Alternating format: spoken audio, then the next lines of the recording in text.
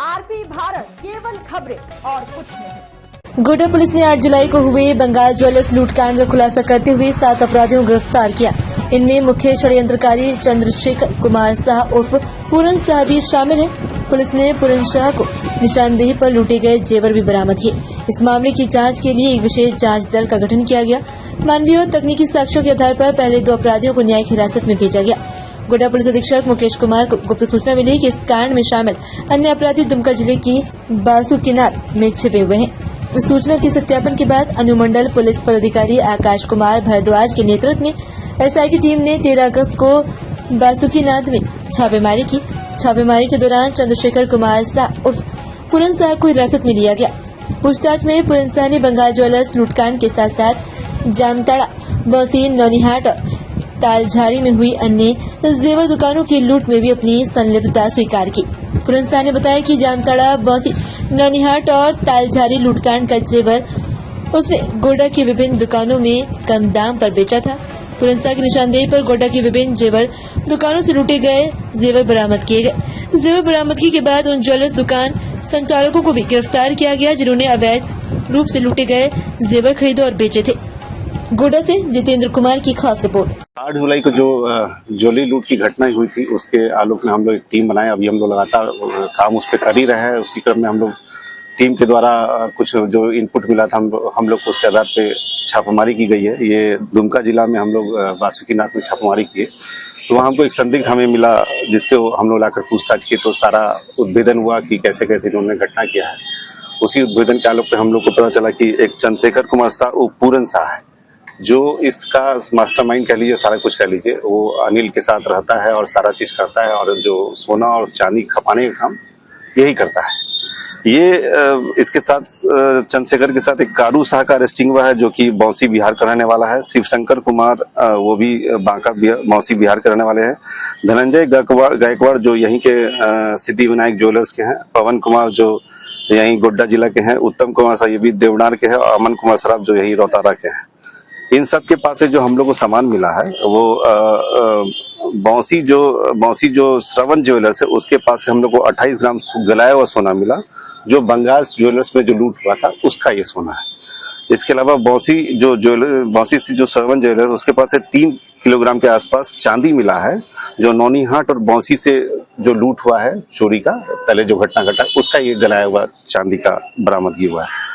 अमन सराफा के पास से 114 ग्राम चांदी गलाया हुआ मिला जो बौसी से जो चोरी हुआ था उसका है।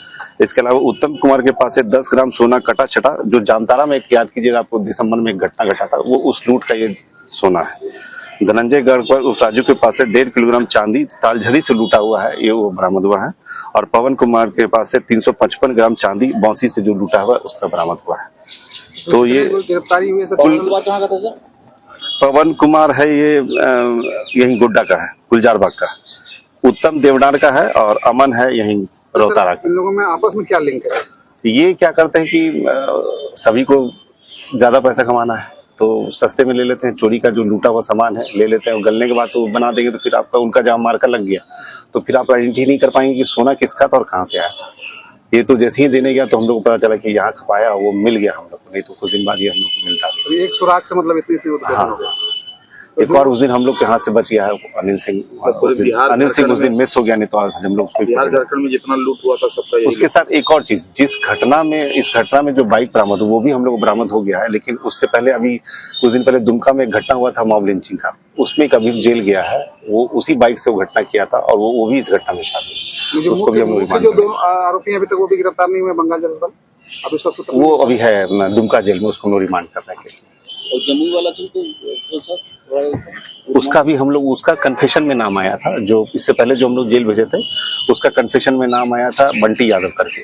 उसका संलिप्तता हम लोग जांच कर रहे हैं फोटो मिलान कर रहे हैं उसके हिसाब से हम लोग कर रहे हैं। गोड्डा का लिंक मिला तो कोई और संदिग्ध जो मतलब इस प्रकार का कारोबार करता हो चोरी का सामान बेचता हो ऐसा ये हम लोग सब एक्सप्लोर कर रहे हैं कि और अगर कहीं कोई करता है तो उसको हम लोग कैसे डिटेक्ट कर सकते हैं उस पर वर्कआउट कर रहे हैं। आपके माध्यम से हम सभी ज्वेलरी व्यवसायी को भी एक बार अपील करना चाहेंगे कि कृपया करके गलती से भी आप उस तरह कोई लूज या इजी मनी में जो आता है सोना चांदी ना खरीदे, जहां से भी खरीदे ऑथेंटिक खरीदे विद सर्टिफिकेट के साथ ले, ताकि उनका ये रहे कि मेरे पास देखिए सर्टिफिकेट है, हमने यहाँ से खरीदा है। क्योंकि ये बहुत आम हो गया है कि कहीं कोई भी चोरी या लूटा हुआ आया और आपको सस्ते में सोना चांदी देकर चला गया। जब बाद में इन्वेस्टिगेशन होता है और इन्वेस्टिगेशन के बाद पता चलता है कि लूटा हुआ इसका, तो फिर उनको दिक्कत होती है। सर गोड्डा में कई दुकानें भी ऐसी हैं जो बिना कागज के सोना बेच रही हैं, सर उस पर कार्रवाई क्यों नहीं? उस पर हम लोग अभी डीसी साहब को लिखेंगे कि उसको जो उनको लाइसेंस मिलना चाहिए कि मिला है कि नहीं मिला, इसका भी हम लोग डीसी साहब से बात की, डीसी साहब को सारा चीज बता दिया गया है, वो भी अपने से एक सत्यापन कराने कर कोई गलत बिना जीएसटी खोले अगर चला रहा है तो उसको भी हम लोग कार्रवाई करेंगे, जीएसटी वाले कार्रवाई। गोड्डा में जो लूट हुई है, मतलब इसी का सूत्रधार तो नहीं है कि पुराना सोना चोरी का खरीदना बेचना, वही कुछ लिंक तो नहीं है लूट का? देखिए ये तो एक रिसीवर एंड में हम लोग हमेशा रिसीवर एंड तक नहीं पहुंचते थे। आप जो भी देखिए, इससे पहले जो भी लूट की घटना हुई रिसीवर कभी नहीं पकड़ा था। ये पहली बार हम लोग देखे कि रिसीवर एंड पे हम लोग इतनी ज्यादा बरामदगी हुई, नहीं तो इससे पहले हम लोग कभी नहीं मिला है। जो भी लूट का घटना घटा, सामान भी बरामद नहीं होता था, रिसीवर कभी नहीं पकड़ा। तो इससे हमको लगता है कि निश्चित ही कुछ कमी आएगी घटना में, प्लस लोग भी डरेंगे कि हमको किसी गलत तरीके का सोना चांदी लूटा हुआ नहीं। सर लूट में गोड्डा लूट में तो यहाँ पर देखिए जो लोकल कुछ थे दुकानदार जो लेके किए थे सर, ये आया है अभी और हम लोग पूछताछ भी चल रहा है, ये अभी हम नहीं बताएंगे ताकि इससे बहुत लोगों को पता भी चल जाएगा। अब ये इन्वेस्टिगेशन चल ही रहा है, जब वो अनिल पकड़ के आएगा तब आपको और हम खुलकर बता पाएंगे। जांच कार्रवाई के अलावा से शहर की विधि व्यवस्था में क्या बदलाव किया गया? अब ये तो हम लोग विधि व्यवस्था के इसलिए निर्माण का भरोसा लाल स्टील TMT बार्स, हर निर्माण के लिए उपयोग लाल स्टील TMT बार्स, रिश्ता मजबूती